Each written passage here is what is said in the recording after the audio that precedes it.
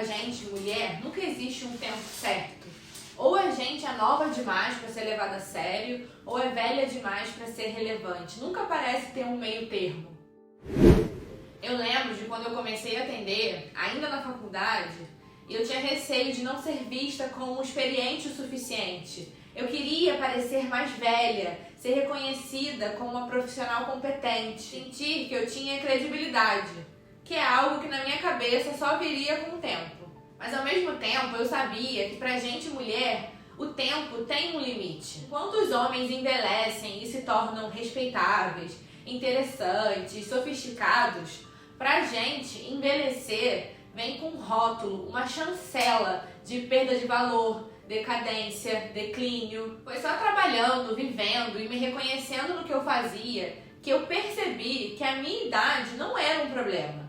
Se ser uma psicóloga nova fosse uma questão para o processo terapêutico, isso não dizia respeito exatamente sobre mim. O tempo, na verdade, ele iria passar de qualquer jeito. Ele não ia ser meu inimigo. Eu lembro de compartilhar isso com outras mulheres, especialmente mulheres mais velhas, amigas, professoras, e elas diziam tipo assim: ah, não fala isso, você não sabe do que está falando. Porque como mais velhas, elas já sabiam o que era ser lidas como velhas, ou velhas demais, em uma sociedade que só valoriza a juventude como métrica de sucesso. E foi aí que eu entendi uma das grandes armadilhas dessa história.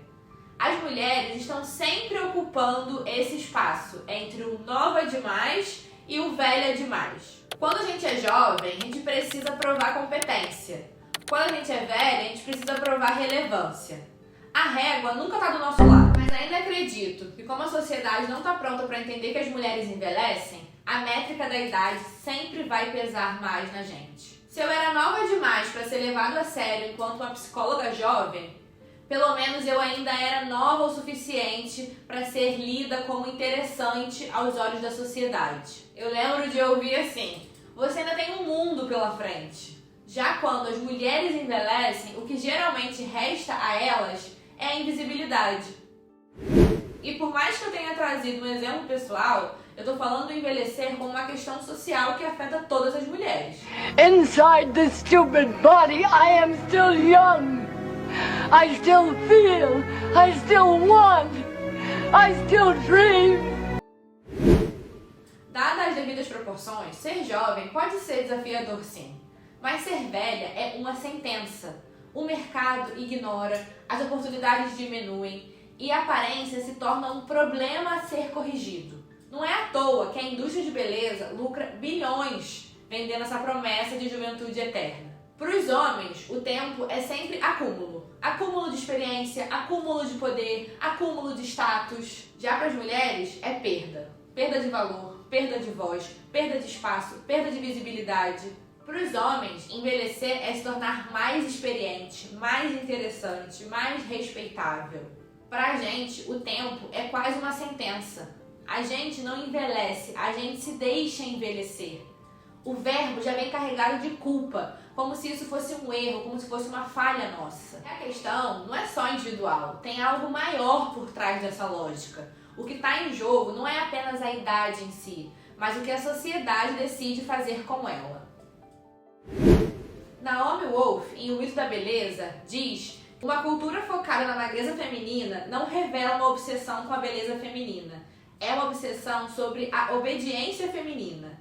Fazer dietas é o sedativo político mais potente na história das mulheres. But it's my judgment based on, you know, the visits I've made and the women I've listened to in Brazil, that you guys are at the point of kind of a new feminist awakening. Like, there's always been feminism in Brazil, but there's like a more and more discussion about it seems to me, which is exciting. But discussion is not the same as a change in power and institutions, right? So that's a very kind of a painful and vulnerable stage, because young women especially are looking around and saying, things have to change. I don't want to get raped. It's not fair. I'm being paid less. I shouldn't have to fit into these narrow ideals. I want to have equal scope. Fearing aging is neurotic, right? Because we all age and we all get better and smarter and stronger as we get older. So it is definitely a political sedative to tell women, oh, as you get older, something terrible is happening to you, whereas men who get older and older just, keep accumulating power or wealth or social status. E isso faz todo sentido. A indústria da beleza, ela não vende só cremes e cirurgias. Ela vende a ilusão de que existe um jeito de escapar do tempo. E enquanto tentamos escapar, nos perdemos de nós mesmas. Quantas horas a gente já desperdiçou tentando atrasar uma coisa que é inevitável?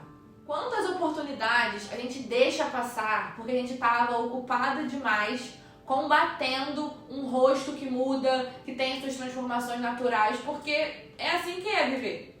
O mercado de cirurgia plástica movimenta bilhões no mundo.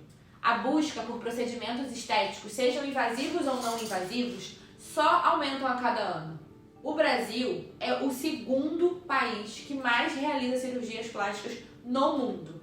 E são as mulheres que sustentam essa engrenagem. E não porque elas escolhem livremente, e sim porque elas são empurradas para isso. A gente é ensinada desde sempre, é quase uma condicional da gente. A gente é ensinada que a nossa principal moeda de troca é a juventude. Enquanto os homens estão acumulando poder, experiência, prestígio com o tempo, a gente precisa lutar contra ele. E essa luta não é só estética. Existe um fenômeno recente chamado feminização do envelhecimento. Porque na maioria dos países, as mulheres vivem mais do que os homens. Mas viver mais não significa viver melhor. Muitas mulheres continuam no mercado de trabalho, mas poucas têm emprego formal. Muitas cuidam da família, mas quase ninguém cuida delas. Quando tentam voltar ao mercado de trabalho, enfrentam um universo lá fora que simplesmente ignora a existência delas. O que acontece com as atrizes mais velhas é um ótimo exemplo disso. Enquanto os homens grisalhos continuam protagonistas, as mulheres somem das telas. E de agora o que aconteceu no Oscar, porque eu nem quero falar sobre isso agora. O problema é que esse cenário é insustentável. Envelhecer não é uma exceção, é um destino de todo mundo. O Brasil já é um país envelhecido e feminino. Segundo o censo de 2002 do IBGE, o número de pessoas com mais de 65 anos cresceu 57,4% em apenas 12 anos. E as mulheres representam 51,5% dessa população. O IBGE ainda fala que em 2060 o número de idosos vai ultrapassar o de jovens, chegando a 25,5% da população. Ou seja, estamos caminhando para um futuro onde o etarismo contra as mulheres se torna cada vez mais insustentável. E essa desigualdade não surgiu do nada. Se a gente voltar lá na história, a gente vê que a juventude sempre foi associada a poder. Lá na Grécia Antiga, ela simbolizava poder e fertilidade. No Egito, as mulheres usavam óleos e pigmentos para realçar a pele, mas sem essa neurose coletiva contra rugas ou flacidez. Isso veio bem depois, principalmente lá nos anos 50 e anos 60, quando a indústria da beleza começou a perceber que a insegurança feminina dava lucro. Você mexer com a insegurança da mulher é rentável. Foi aí que os cremes anti-envelhecimento explodiram, porque eles prometeram congelar o tempo, como se isso fosse possível. A verdade é que enquanto a gente pensa tanto sobre beleza, a gente deixa de pensar em tantas outras coisas. E aqui eu não tô falando sobre a gente não se cuidar, sobre deixar de comprar blusinha, maquiagem, perfume. Essa é uma pauta consumista para um outro papo.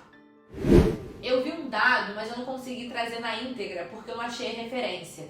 Mas ele dizia algo mais ou menos assim: a gente perde 55 minutos diários nos arrumando. Ou seja, todos os dias a gente usa quase 1 hora das nossas escassas 24 horas em função de algo que nos foi ensinado que deveria ser assim. Você pode perguntar assim: ah, Anne, mas os homens também têm suas vaidades. E sim, homens também têm suas vaidades. Mas para mulheres, isso é um precisar estar sempre impecável. Porque isso dá credibilidade, relevância, beleza, interesse. a gente deixa de investir em nós mesmas, no que a gente quer aprender, no que a gente quer viver, no que a gente quer construir, em nome de uma pressão estética que nos cobra estar dentro desse padrão. Novamente, esse vídeo não é sobre a gente não se cuidar ou não querermos estar mais bonitas. É sobre a gente revisitar essa lógica e repensar esses ciclos que nos são impostos como uma forma de controle. Aos poucos, mais mulheres estão questionando esses padrões, principalmente as mulheres mais novas, tem um movimento bem crescente disso. E a gente também está olhando bastante o envelhecer, de um jeito mais sincero, mais gentil. Tá tudo bem em fazer procedimentos, invasivos ou não, cirurgias, usar cremes, skincare, eu acho ótimo. Tudo mais que vocês quiserem, tudo bem. O ponto é precisar pensar no porquê.